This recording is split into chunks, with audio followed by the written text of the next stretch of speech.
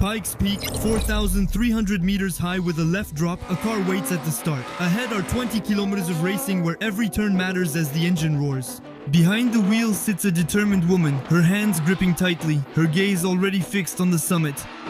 Every second matters. Exiting turns quickly and holding a tight line is like a dance. At 200 kilometers per hour, it's a mountain duel. You don't blink, fearing you'll go off the cliff. In the distance, a mass approaches. The crowd, the finish line. Just a few more efforts to give and that's it. Mission accomplished, she has tamed it. Pikes Peak, Michel Mouton wins the race at the wheel of her Audi Sport Quattro in just 11 minutes and 25 seconds, smashing the previous record. We're exploring the history of Pikes Peak, the world's most dangerous race. With 156 turns and 100 safety barriers, every steering move must be exact or it's a drop of hundreds of meters into the ravine. Additionally, the weather varies from blinding sun below to snowstorms above. This race tests both physical and mental strength. A race to the clouds where oxygen thins and only the best reach the summit. Here it is, the ultimate race where only the boldest drivers battle for the best time. Welcome to Pikes Peak.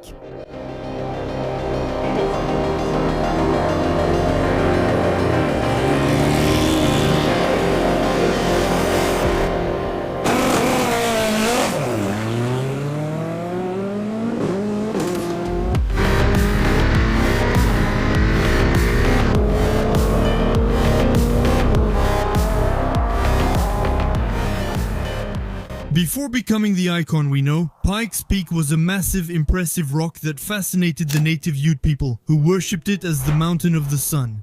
In 1806, explorer Zebulon Pike tried to climb it. Freezing winter, slippery slopes, he wouldn't reach his goal and eventually admitted that this mountain could never be climbed. In 1820, botanist Edwin James became the first to reach this coveted summit. By 1916, things began to get serious. Spencer Penrose, a wealthy entrepreneur, built a hotel near the mountain after seeing its tourist potential and later constructed a road to the summit. This allowed a larger audience to drive up the mountain at their own pace for an attractive toll fee. Interestingly, it's not mentioned that drivers taking tourists to the summit were urged to drive faster. They realized that thrilling passengers led to much bigger tips. People loved the thrill, drawing more visitors. At this summit above the clouds, he will launch the Pikes Peak Hill Climb, an annual race to the clouds. At the starting line, vintage cars with no modern suspension, narrow tires, and a dirt track create a race with no margin for error. On August 10, 1916, two historic figures lined up at the starting grid. Ray Allens, a young Seattle driver, and local favorite Ralph Mulford, known for his reputation after 3 days of competition. It was a fierce race with dust flying everywhere, and in the end, Ray Allens won the first edition, completing the climb in 20 minutes and 55 seconds. Though it now seems excessive, at the time it made regional headlines. Young rookie Allens had just defeated champion Mulford. The Pikes Peak legend was born, quickly turning into a must-see annual event. A hill climb race that rapidly gained prestige. Each summer, drivers and manufacturers were drawn by the mountain's unique challenge. Climb 256 increasingly deadly turns. In the following decades, one family dominated the mountain, winning every race with no competition. Competing at Pikes Peak then meant accepting second place. It began in the 1920s with brothers Louis and Joe Hansern, true drivers. Fearless, Louis became a legend by winning the race 9 times. With his first victory in 1934, he set a speed record at 16 minutes, 33 seconds. He only competed with himself. Every year in 1936, 37, 38, 39, and 41, he achieved new victories trying to beat his own speed records. An overwhelming domination ended with the arrival of Louis's nephews Jerry, Bobby, and A.L. Hansern. In 1955, determined to continue the dynasty, young Bobby Hansern debuted in open wheel racing and finished 5th, already aiming for the top. A year later, he pulled ahead by seconds, setting a new record. From 1958 to 1962, he set 5 straight records, just the start. Each race is masterful, every turn flirts with disaster. At every finish, the clock falls and the crowd holds its breath. The mountain is conquered faster than ever, yet nothing is simple against its unpredictability. Racing at Pikes Peak means facing a relentless summit. Knowing the course is one thing, but finishing is another. Starting in blazing sun and finishing in a snowstorm isn't uncommon. The course isn't maintained and is exposed to weather, with temperature swings over 30 degrees. You can always encounter black ice or rocks on the road. Bobby epitomizes boldness and precision. Whether single-seater, stock car, or rally car, he conquers every climb. 10-time king of the mountain. In 1980, as his reign appears unstoppable, a talented female driver emerges at the starting line, about to change history. In the mid-1980s, a growing rumor spread about a mechanical monster ready to destroy everything. Audi secretly wants not just a spot in Group B, but total dominance, needing a real powerhouse to achieve it. The answer arrives in '84 with the Audi Sport Quattro S1, 355 horsepower and a groundbreaking all-wheel drive system. To maximize the car's performance, you need a fearless driver who can push its limits. Fortunately, Audi now has a driver proving herself. Michel Mouton, 1982, World Rally Championship vice champion with rising popularity, is the clear top choice. The Frenchwoman arrives on the mountain in 1984, driving the Audi Sport Quattro Group B, ready to make an impact. The atmosphere is tense. No woman has ever won the event, let alone behind the wheel of such a car. For her first participation, Mouton creates a surprise. No one expected anything from her, yet she finishes in second place overall. But Michel is not satisfied. Nothing is worse than finishing second. It's not first place and it's not even making it onto the podium. It's simply a neutral spot, empty of meaning. This result will sting her determination deeply. That day, I vowed to return the next year and win no matter what. In 1985, Michel Mouton returned with Audi, determined to break the green ceiling. During trials, her 500 horsepower Quattro shattered records. Spectators were amazed, a woman driving that fast. Even the organizers themselves seemed overwhelmed by the Frenchwoman's performance. They found her too fast, too daring. And this was 1985, deep down in a sport that was far too masculine. Some competitors felt slighted before the race began. She was penalized for a minor infraction, and Michel allegedly drove 10 km/h too fast in the paddock. A $500 fine and a rare ban on a standing start, a tough penalty. She couldn't, unlike others, get a running start before the starting line. Her car will be pushed in neutral to the start, and she can't shift into first gear until the flag waves. On the big day, Michel starts off without a running start. On the Pikes Peak track, his Audi leaps forward in a cloud of dust and gravel. The spectators along the turns, seeing his speed, instantly understand that he's not here to mess around. At every turn, everyone holds their breath as they watch him drift just inches from the edge of the cliff. He attacks relentlessly, pushing grip and drifting limits. The Quattro roars, slides, but somehow stays on the road. It's extreme driving. On this dangerous track, Michel merges with the car. Visibility often drops to zero and grip shifts as unpredictably as the mountain's moods. He anticipates every trap, rocks, black ice, animals, as if he sees them before they appear. He faces them all, but nothing surprises him. At the finish, the clock stops at 11 minutes 25.39 seconds, a new record. She not only wins the race as the first woman to triumph at Pikes Peak, but also sets a new record for the climb. This is more than a victory, it's a seismic shift in motorsports. The mountain of men has just fallen into the hands of a woman. Michel didn't just race, she made history. Her achievement marks the start of the all-wheel drive era and the dominance of European rally champions. But Bobby, now in his 50s, has his record stolen and plans to reclaim his title. He comes out of retirement the next year. In 1986, he returns with the Audi Quattro, determined to reclaim his record. Though older, his driving style remains unchanged. Each turn is flawless, every straight at top speed. After a skillful climb, he finishes in 11 minutes 09, beating Mouton's record by 16 seconds. He later admitted how much this duel with Mouton motivated him. In conflict, people surpass their limits and achieve the unimaginable, yet Pikes Peak, this harsh mountain, still holds more surprises for us. 1987, a new legend emerges as Audi sends its ultimate weapon, Walter Röhrl, two-time World Rally Champion. Driving a powerful Audi Sport Quattro S1E2, Röhrl tackles Colorado's gravel with metronomic precision. Opposite him, Atanen prepares his Peugeot 205 Turbo 16 for the challenge. The battle will be epic.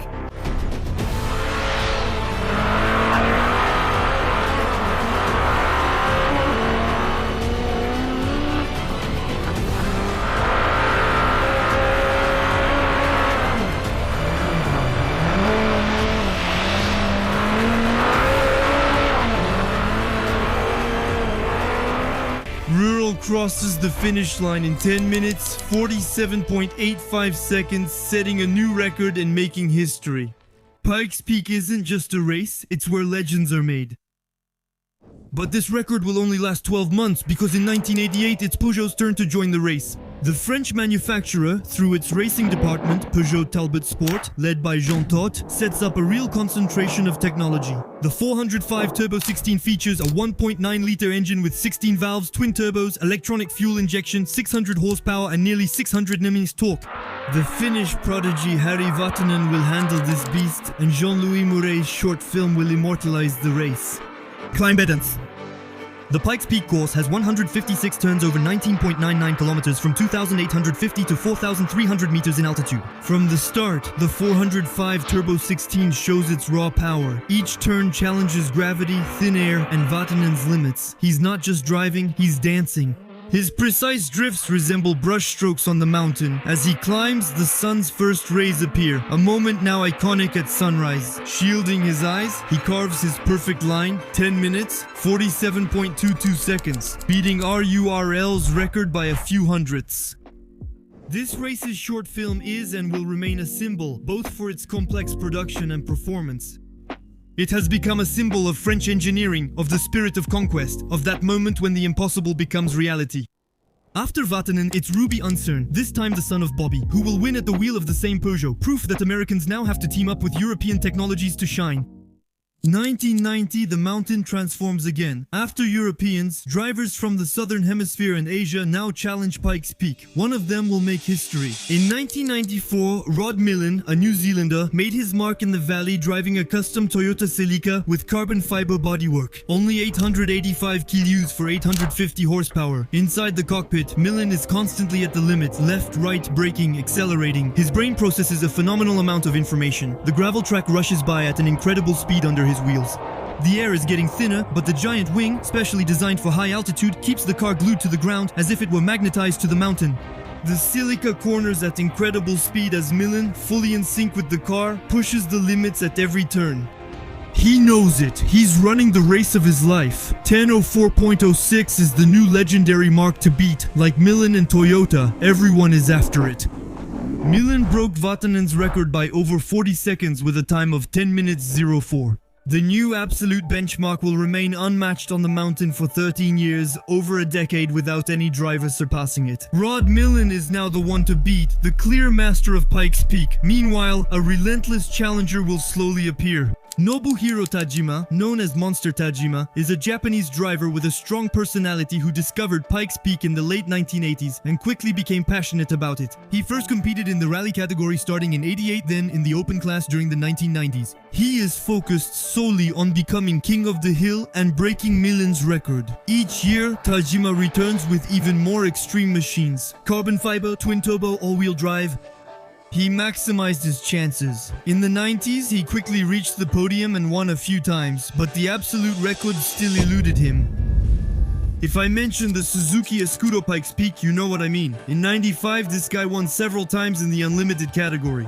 A car that shined for more than a decade, with a twin-turbo V6 of nearly 1,000 horsepower and a sophisticated 4x4 transmission. Since 2002, Pikes Peak has been changing. Since 2002, Pikes Colorado has required Colorado Springs to complete a paving plan by 2012. From 2002 to 2011, each year saw a bit less gravel track, replaced by smooth black asphalt. Finally, 19 years after his first race, things might finally change. In 2007, he drives a Suzuki XL7, its successor, and finishes in 10 minutes 01, remaining just over the 10-minute mark. 2011 marks the ultimate achievement. Tajima starts with his 910 horsepower Suzuki SX4 prototype, aiming to break a psychological barrier. That year, 75% of the course was paved, providing better grip. Tajima gives his all, and despite late mechanical issues and a leaking radiator, pushes to the finish. 9:51, the first time the race finishes in under 10 minutes. His joy is clear, and the whole Suzuki team is in tears. They did it. October 1st, 2011 marked a turning point as Pikes Peak's road became fully paved, allowing for higher, more surprising speeds. The times are going to drop. Pikes Peak is entering a much more dangerous era, where every turn could be the last. Very quickly, the times fall. 2012, it's the first victory on asphalt for Rhys Millen, the son of Rod Millen, who sets his time at 9 minutes 45 seconds, but for 2013 things are being prepared in secret. A rumor is spreading about the possible arrival of the 9-time World Rally Championship champion. Sebastian Loeb and Peugeot are preparing to return with a custom-designed 208 prototype. T16 Pikes Peak has a 1-to-1 ratio, 875 horsepower to 875 kilos, it's no joke.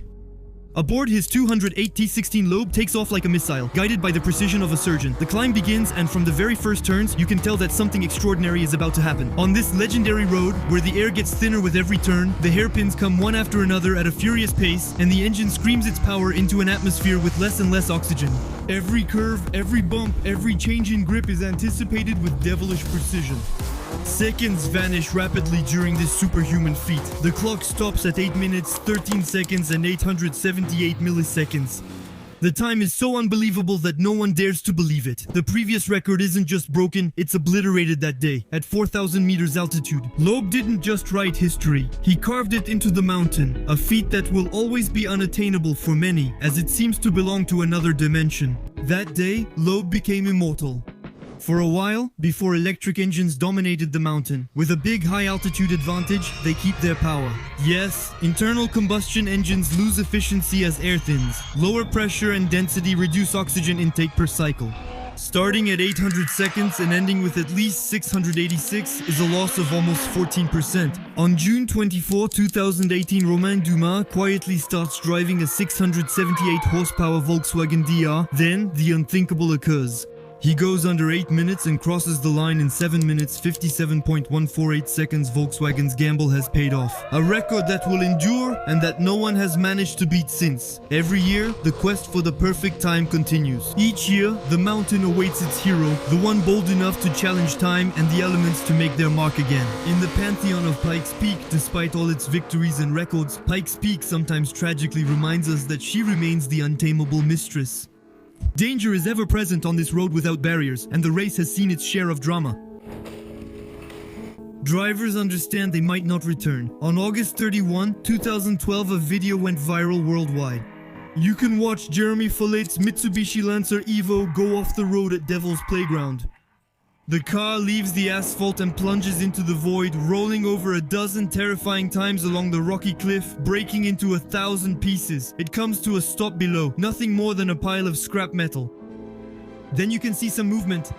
Follett and his co-driver, miraculously alive, managed to get out of the wreck almost unscathed, saved by their roll cage and their suits. Since 1916, Pikes Peak has seen 7 deaths and many serious injuries, highlighting the dangers of this hill climb race. But no, and today, even though there are several different categories like Porsches, modified production cars, or prepared vehicles, there are practically no rules. If they meet safety standards, they all have 4 wheels and a roll cage. Motorcycles, however, are now gone. Between 1916 and 2019, Pikes Peak took 4 riders' lives. They decided to end motorcycle participation only after Caroline Dune's death in 2019. If you're still here, it means you enjoyed this video, so a little like would be appreciated. And subscribe so I can take you along for the next story, and of course, I'm looking forward to your feedback in the comments.